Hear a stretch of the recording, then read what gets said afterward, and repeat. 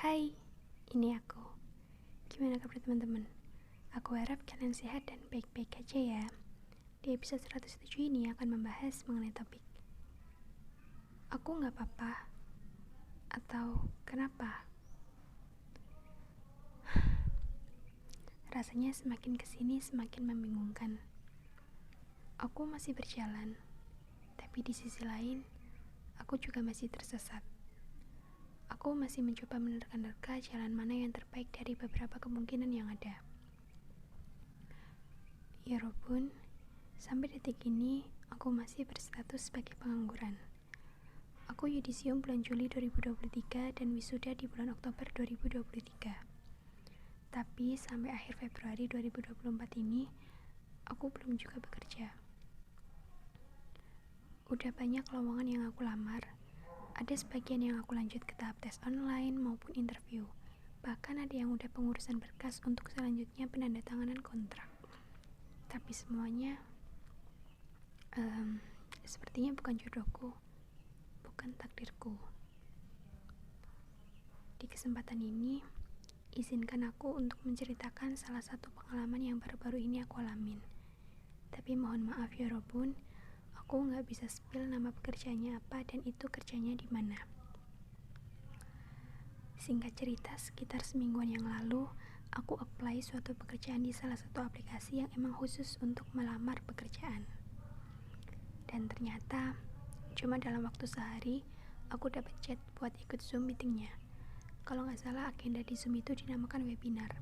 Isinya adalah tentang penjelasan mengenai sekilas perusahaan dan lebih lanjut tentang posisi yang aku lamar tersebut. Kayak tugas dan tanggung jawabnya apa aja, benefit yang didapat apa aja, dan sebagainya. Gak lama setelah Zoom-nya selesai, aku dapat chat untuk interview di hari itu juga, tepatnya di sore harinya. Akhirnya pada sore itu aku interview secara online lewat WhatsApp video call. Sekitar 15 menit aku interview, semua berjalan dengan lancar.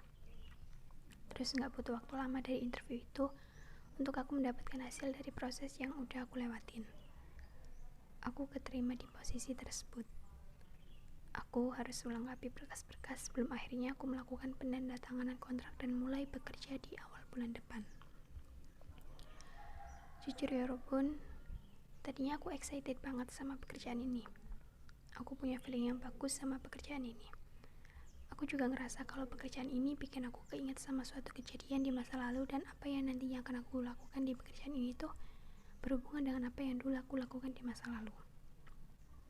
Bingung? Ya, intinya ada keterkaitan antara aku di masa lalu dengan pekerjaan ini. Aku merasa ada kedekatan emosional. Tapi setelah aku cari tahu lebih lanjut tentang pekerjaan ini, nanti kerjanya ngapain aja, suka dukanya apa, tantangannya gimana pas di lapangan, aku juga cari info dari berbagai sumber.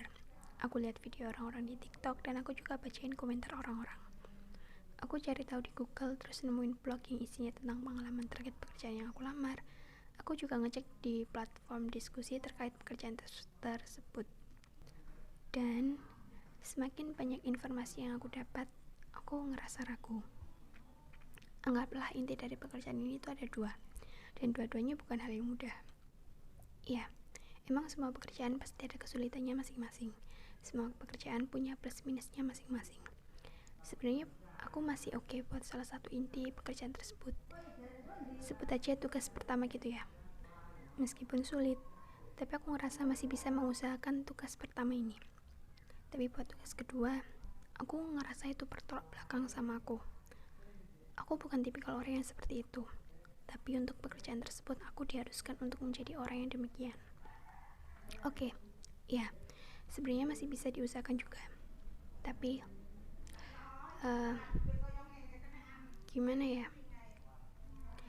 Kayaknya lebih susah buat ngelakuin tugas kedua daripada tugas pertama. Itu menurutku. Meskipun pas di lapangan kita diharuskan untuk profesional, tapi aku ngerasa ragu aja buat ngelakuin hal tersebut. Aku bingung. Aku gak tahu, clueless, overthinking, pusing. Sampai akhirnya aku mutusin buat harus bilang dulu ke orang tuaku. Karena gimana pun orang tuaku berhak tahu, dan aku mau banget buat dapat persetujuan dari orang tuaku terlebih dulu sebelum aku memutuskan sesuatu yang menurutku besar ini. Aku cerita ke orang tuaku, dan orang tuaku menyarankan untuk mencari pekerjaan lain yang lebih tidak berisiko sebesar itu. Karena nantinya kalau ada apa-apa, aku yang bakalan susah. Setelah cerita ke orang tua, entah gimana intinya aku ngerasa lebih ringan, lebih enteng. Dan aku lebih yakin buat bikin keputusan, aku gak jadi nerima pekerjaan itu. Mungkin bakal ada yang bilang kalau aku salah atau apapun itu sebutannya karena aku udah nyanyiin kesempatan ini. Di saat banyak orang di luar sana pengen dapat pekerjaan, termasuk aku juga, tapi giliran aku dapat malah gak aku terima. Mungkin buat sebagian orang, mereka gak masalah dan justru menyukai pekerjaan semacam itu. Tapi gak buat aku. Maaf, aku ngerasa ragu. Kalau aku paksain, dengan kondisi aku yang ragu dan orang tua aku yang juga menyarankan buat gak kerja di situ, aku ngerasa kedepannya gak akan baik-baik aja. Aku ngerasa kalau dari awal udah kayak gini, kedepannya gak menutup kemungkinan aku bakal menyesal. Dan aku gak mau hal itu terjadi. Aku percaya pekerjaan itu layaknya jodoh. Kalau emang aku berjodoh dengan suatu pekerjaan, insya Allah pasti akan dipertemukan dan dipersatukan dengan kondisi aku yang yakin dan orang tuaku yang merestui. Aku juga sebenarnya ngerasa bersalah dan sungkan sama HRD-nya. Mereka udah capek-capek ngurusin proses rekrutmenku dan udah bolak-balik hubungin aku. Selama ini mereka juga udah baik banget sama aku. Tapi ternyata ujungnya aku gak ngelanjutin proses ini. Bapak, Ibu, saya minta maaf. Sepertinya memang pekerjaan tersebut bukan jodoh saya. Semoga mendapatkan kandidat yang jauh lebih baik dan tepat daripada saya yang ragu ini. Saya juga mengucapkan terima kasih banyak atas kebaikan Bapak dan Ibu selama ini ke saya. Ya Robun, aku pengen dapat pekerjaan. Aku juga tahu orang tuaku pasti pengen ngeliat aku dapat kerja. Tapi bukan berarti kita bisa nerima pekerjaan apapun itu yang ada kan. Aku setuju kalau kita gak boleh menyanyiakan kesempatan yang ada. Tapi kalau kitanya ragu dan gak dapat restu, mungkin ada kalanya emang lebih baik buat gak ngambil kesempatan itu. Ini pengalamanku. Aku yakin setiap orang punya pengalaman yang berbeda-beda. Karena kita semua kan punya pemikiran dan pertimbangan masing-masing. Mungkin Yorobun kalau ada di posisiku bakal nerima pekerjaan tersebut dengan berbagai pertimbangan Yorobun. Dan ya, itu gak apa-apa. It's fine.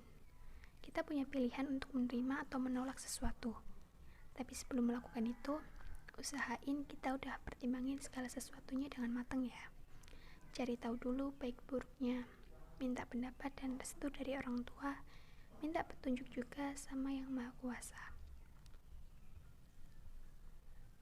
Aku berharap secepatnya aku bisa dapat pekerjaan yang memang menjadi jodohku. Dan aku juga berharap semoga Yorobun yang belum bekerja dan lagi cari-cari pekerjaan, semoga segera dipertemukan dengan pekerjaan yang tepat. Semangat selalu untuk kita semua. Maaf kalau ada yang tidak berkenan dengan ceritaku. Terima kasih buat yang udah mau mendengarkan ceritaku.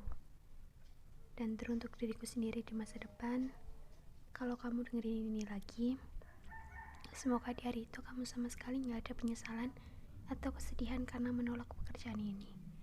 Semoga di hari itu kamu udah mendapatkan pekerjaan yang tepat dan kamu udah merasa bahagia. Begitupun keluargamu yang bahagia sekaligus bangga atas pencapaian yang kamu dapatkan. Semangat, I love you.